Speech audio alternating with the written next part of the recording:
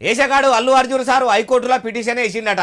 పుష్ప 2 సినిమాను జనంలకు ఇడిచిపెట్టి ఫుల్లు పైకం వస్తుందన్న సంబురంలో ఉన్న అల్లు రామలింగయ్య సార్ మనమడు అంత పెద్ద కోర్టుకు పోయి పిటిషన్ ఎందుకు వేసిండు? కోర్టు మెట్లు ఎక్కవలసినంత కష్టము చిరంజీవి సారు మేనల్లునికి ఏమొచ్చిందో అరుచుకుందాం పారి. మొన్న పుష్ప 2 సినిమా ప్రీమియర్ షో నాడు హైదరాబాద్ పట్టణంలో ఆర్టీసీ క్రాస్ రోడ్డు కాడున్న సంధ్యా సినిమా టాకీస్ కాడ తొక్కిసలాడల మహిళ చచ్చిపోయాయి కదా. అల్లు అర్జున్ సారు ఆడికి రాకుంటే తొక్కిసలాడనే కాకపోవు, ఆ మహిళ పానం పోకపోవు.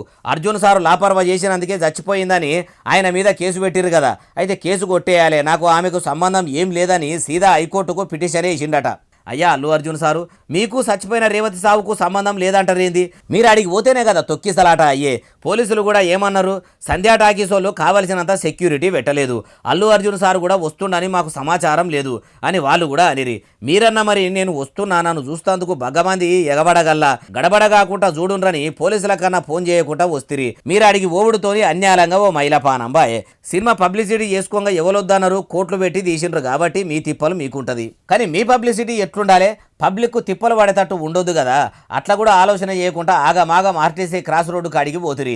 ఆమె పానం పోతే ఇప్పుడు మీరు ఇట్లా హైకోర్టులో తంతెలు ఎక్కే కాడికి వచ్చే అంటుర్రు. ఏముచ్చట ఇన్నోళ్ళు.